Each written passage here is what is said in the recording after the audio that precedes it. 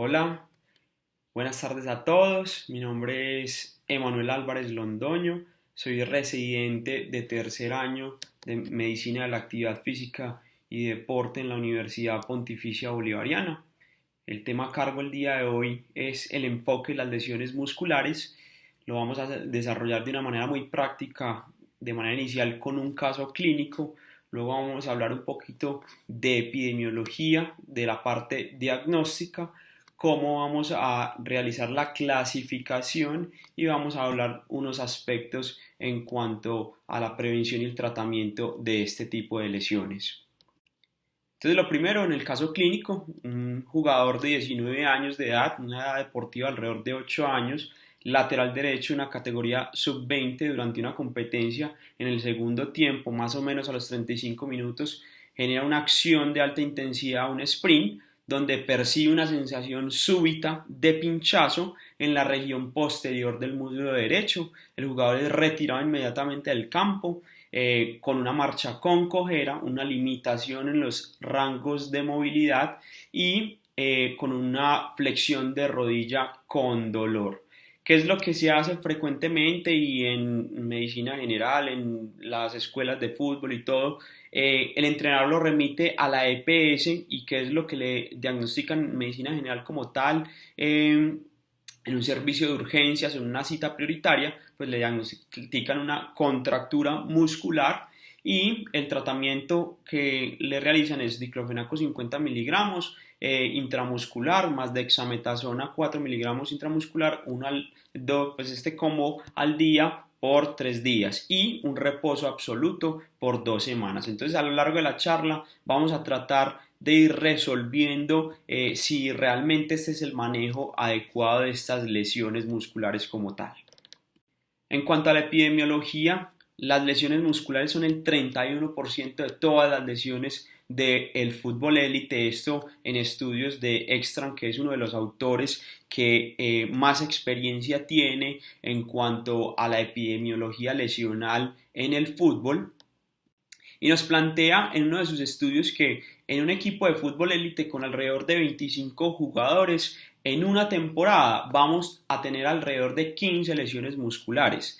Dentro de esas 15 lesiones musculares van a sumar entre todos los jugadores más o menos 223 días de ausencia, 148 entrenamientos perdidos y 37 partidos perdidos, que esto obviamente para un plantel, para un entrenador, pues va a ser un dolor de cabeza. Dentro de eso vamos a encontrar que de todas las lesiones musculares, la que más frecuencia va a tener dentro de esas 15 lesiones por temporada van a ser las lesiones de los isquiotibiales. Hay otros estudios también por este autor que nos han planteado que la prevalencia de estas lesiones puede llegar a ser mucho más alta, más o menos 7 lesiones de isquiotibiales por temporada, con un promedio de baja competitiva por cada una de esas lesiones alrededor de 14 días por lesión.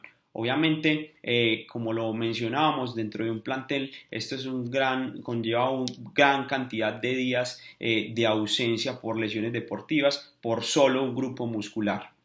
Como vemos, el 92% de las lesiones musculares va a estar circunscrito en 4 grupos musculares, principalmente con un 37% en los isquiotibiales, seguido por las lesiones de aductores en un 23%, 19% los músculos en los cuádriceps y 13% los músculos de la pantorrilla.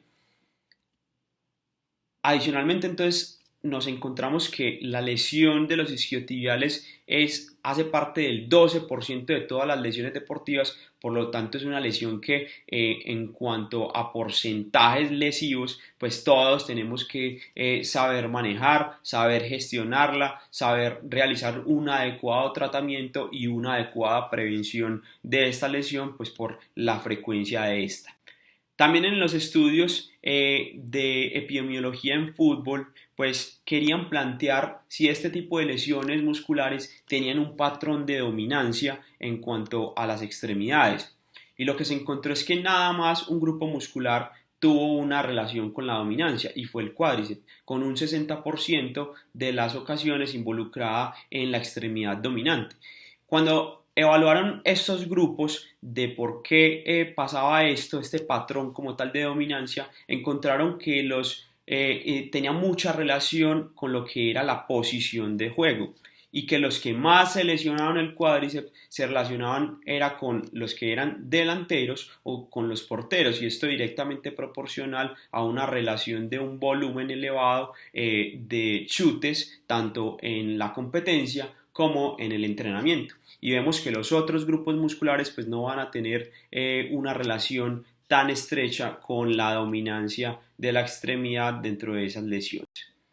Adicionalmente, entonces, encontraron también que estas lesiones musculares en el fútbol se comportaban de cierta manera en cuanto al patrón de tiempo durante la competencia, y encontraron que las lesiones eran mucho más frecuentes en los últimos 15 minutos del primer tiempo y en los últimos 30 minutos del segundo tiempo. Obviamente esto pues relacionado también con lo que son los índices de fatiga durante estas etapas del partido, y donde empiezan a fallar todos los mecanismos de protección dentro de los deportistas. Este es otro estudio también que nos plantean en la UEFA. Fue un seguimiento de alrededor de 16 años de estadística lesiva, y nos plantean que dentro de las 31 causas más frecuentes de las lesiones en el fútbol, pues habían muchas causas que eran lesiones de tipo muscular, como vemos: contusiones del muslo, lesiones de isquiotibiales tanto estructurales como funcionales, lesiones de aductores, lesiones de otros grupos como los músculos de la pierna. Y vamos a ver acá que pues esta también tabla nos plantea lo que es un porcentaje, una media, de lo que es cuántos días puede llegar a conllevar cada una de estas lesiones. Entonces, por ejemplo, acá vemos en cuanto a la lesión de isquiotibial, pero la lesión estructural, que ahora más adelante vamos a evaluar cuáles son las diferencias entre las estructurales y las funcionales, y vamos a ver que hay una media de alrededor de 18 días de baja de estos jugadores. Entonces, también vemos que tiene una tasa muy elevada de relesión como tal en esta estadística como tal. Entonces, no solo son lesiones que son presentes en fútbol, también en muchos otros deportes, en rugby, fútbol americano, en baloncesto, en béisbol, y hay una actividad particular y sobre todo en atletismo de cómo se lesionan estos músculos, y particularmente los isquiotibiales, que se lesionan es en acciones de alta intensidad y sobre todo en los sprints. Entonces hay como un común de la lesión muscular, y es que siempre va a estar involucrado o en la mayoría de los casos, una acción de alta intensidad, ¿cierto? Entonces, ¿qué es lo que tenemos que hacer? Entrenar a nuestros deportistas para esa alta intensidad, para que ellos tengan adaptaciones y soporten estas cargas de trabajo y eviten pues sufrir una lesión. Entonces, en primer lugar, ¿yo qué tengo que hacer? Lo primero es una adecuada anamnesis, que sabemos que allí es donde está alrededor del 80% del diagnóstico. Luego, una adecuada exploración apoyándome de las pruebas semiológicas, los test de rendimiento y todos esos test que nos ayudan a definir el estado de ese deportista. Y luego, si es necesario, pues apoyarnos de las ayudas diagnósticas. Aquí todo esto, después de reunir esta información, yo planteo un esquema de un tratamiento y obviamente dependiendo de la severidad establezco un pronóstico para ese deportista. Entonces, en la parte inicial, pues la anamnesis, sabemos que tenemos que preguntar por el mecanismo de trauma, si es directo o es indirecto. Sabemos que en algunos estudios nos mencionan que los mecanismos directos, dependiendo obviamente de la severidad, tienden a tener un mejor pronóstico comparado con los traumas que son indirectos. No es lo mismo cuando el deportista me dice que le metieron un rodillazo en la región posterior del muslo, que obviamente lo tiene limitado en el periodo agudo, pero que a diferencia de un deportista que durante un sprint tiene una sensación súbita y colapsa en el campo de juego, obviamente el pronóstico es totalmente diferente entre una y otra lesión. Adicionalmente, es importante analizar la capacidad de ese deportista para continuar durante el entrenamiento o durante el partido, que también me habla sobre la severidad de esta lesión, si hubo la percepción de una sensación súbita, una crepitación que nos oriente a que haya de pronto un desgarro de alto grado, una abulsión, una retracción del tendón, y la limitación en los rangos de movimiento, sobre todo en las primeras 48 horas. Ahorita vamos a ver unos estudios que nos hablan sobre esto, que nos orienta a un factor pronóstico solamente con los arcos de movimiento en la etapa aguda. Este es un ejemplo de un deportista que realiza un sprint.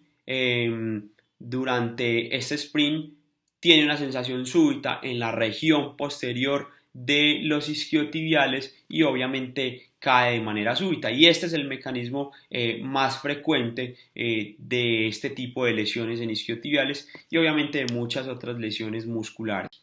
Entonces, en cuanto al examen físico, yo tengo desde que ese deportista, si soy un médico del deporte y lo veo en el campo y colapsa súbitamente, cómo sale caminando, cómo lo abordo después de esa lesión. Eso es mucha información que yo puedo ir adquiriendo y que me ayuda a enfocar pues el manejo como tal y obviamente hacer un adecuado diagnóstico. Pero pues también si es un médico general, cómo llega ese deportista al consultorio, cuál es su postura, si está limitando como tal la extensión completa en el caso de los isquiotibiales, si hay equimosis, y lo que les mencionaba, la limitación de los arcos de movimiento en las primeras 48 horas. Hay estudios que han planteado que si hay dentro de esas 48 horas no hay una limitación dentro de pues la limitación es menor a 10 grados de flexión, pues lo que vamos a encontrar es que este deportista, pues el retorno pueda estar muy cercano a la primera semana. Obviamente, esto fue lo que demostró ese estudio, pero nosotros en la práctica clínica nos tenemos que llenar de información que nos ayude a definir el tiempo adecuado de return to play de ese deportista. Lo que sí es claro es que aquellos que entre las primeras 48 horas tienen una limitación por encima de 30 grados en el arco de movilidad de la rodilla, pues el pronóstico me orienta que ese deportista no debería volver antes de las 6 semanas debido a la severidad de esa lesión. Entonces, ¿cómo clasifico yo esa lesión muscular? Hay muchas clasificaciones. Está la clasificación británica, el consenso de Múnich, el consenso italiano, la clasificación de Barcelona y todas las clasificaciones que previamente se habían planteado de manera inicial, unas con ecografía y otras con resonancia, y todas estas clasificaciones pues que han salido hoy en día creo que nos deben orientar y tomar una decisión, a evaluar un pronóstico en el deportista, y para eso ya cada uno en su grupo de trabajo pues deberá escoger cuál es la que quiere usar. Para mí una clasificación, y para muchos autores también, una clasificación lo que debería tener es que me indique acerca de la ubicación del mecanismo lesional, si fue directo, si fue indirecto, es muy importante pues porque yo uso una clasificación, pues una puntual, para tener una comunicación agradable con mi equipo de trabajo, con mi equipo multidisciplinario, que yo le envíe el deportista a mi fisioterapeuta del grupo de trabajo y yo le digo, tiene una lesión grado 2, él ya sepa cuál es el estado de esa lesión. Y obviamente pues para evaluar el grado de severidad y que uno juntando todos estos puntos, estas variables que use la clasificación, que me ayuda a evaluar un pronóstico en el deportista. Adicionalmente, una clasificación debería ser reproducible, debería tener una clara distinción entre las diferentes categorías, concisa y fácil de recordar, y como lo habíamos mencionado, que tenga un factor pronóstico. En lo personal hay una clasificación, dos clasificaciones que me llaman mucho la atención, y es la clasificación, el consenso italiano. Se reunieron un montón de equipos en la Serie A y plantearon esta clasificación que definen las lesiones más o menos que son de tipo funcional, como el DOMS, el trastorno muscular inducido por fatiga o inducido por el ejercicio, un desgarro grado 0 y las lesiones las lesiones estructurales, que son aquellas donde hay hallazgos macroscópicos en las diferentes ayudas diagnósticas, en las imágenes. Entonces, esto me orienta y en lo personal me gusta porque de manera inicial me orienta a un pronóstico más o menos. Ellos plantean que los desgarros grado 0 duran alrededor de 8 días, un grado 1 15, el desgarro grado 2 depende del compromiso del área sección transversal, que puede ir de 20, 40, 60 días, y el desgarro grado 3 alrededor de 90 días me puede llevar esa lesión. Obviamente también hay una correlación con una resonancia, como lo vemos acá, y por eso es que es llamativa esta clasificación. Hay otras clasificaciones como la británica. Como vemos acá, la clasificación se divide en la grado A, que son lesiones miofaciales, la grado B, que son miotendinosas, y la grado C, que son netamente lesiones intratendinosas. Ella tiene una correlación tanto en cuanto a la longitud cefalocaudal de la lesión como el compromiso de área sección transversal. Por ejemplo, acá tenemos una lesión grado 1B que, como es grado 1, el compromiso es menor a 5 centímetros y a menos de, en cuanto a cefalocaudal, y menos de 5% en cuanto al compromiso de área de sección transversal. Y como es B, sabemos que tiene una relación entre el fascículo del músculo y la unión miotendinosa. Aquí también vemos una 2A, que ya la 2A empiezan a haber lesiones que son por encima del 10% hasta el 50% del área de sección transversal y por encima del 5 centímetros en cuanto a cefalocaudal de la longitud de esa lesión. Aquí vemos es una 2A, o sea, hay un compromiso netamente miofacial, y aquí una 2B que sí hay un compromiso miotendinoso.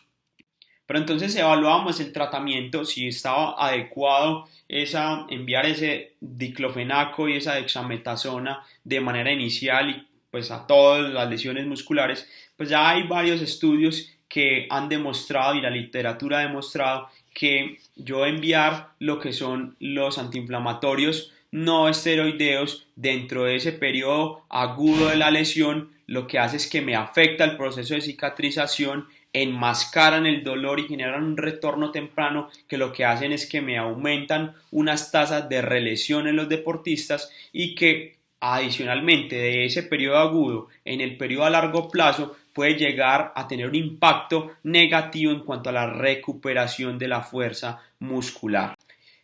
Hay unas recomendaciones, y que pues no, la idea tampoco es enterrar los AINES y contraindicar el uso 100% en esta población, y hay unas recomendaciones que han planteado algunas sociedades y algunos beneficios dentro de la lesión muscular.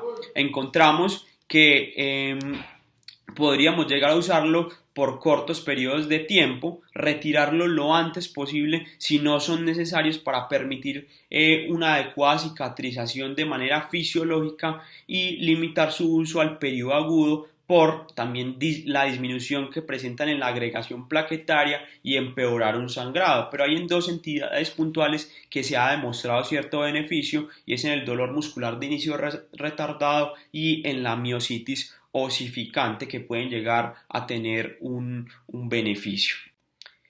¿Y de qué dependen entonces los tiempos de return to play y las tasas de relesión? Hay dos factores grandes, y sobre todo en la lesión de isquiotibiales, que me predisponen a mí a una lesión previa, y uno de ellos es la lesión previa, o sea, el principal factor de riesgo, y como lo vemos en estos estudios donde se correlacionan con hallazgos de resonancia en periodos tempranos al return to play, lo que más relaciona un OR alto a una lesión, a tener una lesión de isquiotibial, es tener una lesión previa, una lesión muscular previa, ¿cierto? En ese caso de los isquiotibiales. Entonces va a depender el return to play de la severidad, de la localización, del tipo de lesión y obviamente de un adecuado proceso de cicatrización.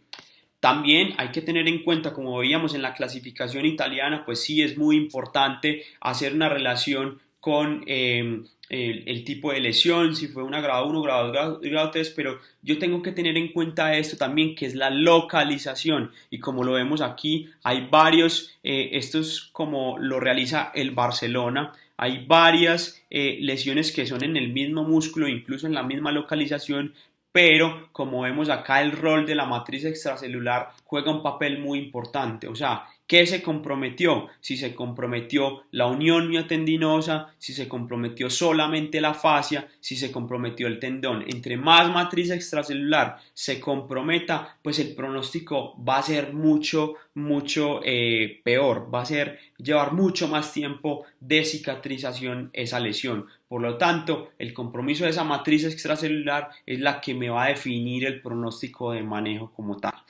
Y este es un estudio, para finalizar, es uno de los estudios más grandes que se ha encontrado en cuanto a estadística lesional. Es un estudio de 18 años de seguimiento con alrededor de 12.000 lesiones y 1.8 millones de horas de exposición en cuanto a lesiones ligamentarias y lesiones musculares, lesiones en general. Y lo que se ha encontrado es que muchas de las estrategias están impactando principalmente en la estadística lesional como tal, pero las lesiones ligamentarias son las que mejor efecto se les ha visto, ¿cierto? Pero algo está pasando con las lesiones musculares y es que siguen de manera inicial con los mismos índices de hace 16, 18 años. Entonces, algo está pasando y debemos gestionar de una mejor manera estas lesiones musculares.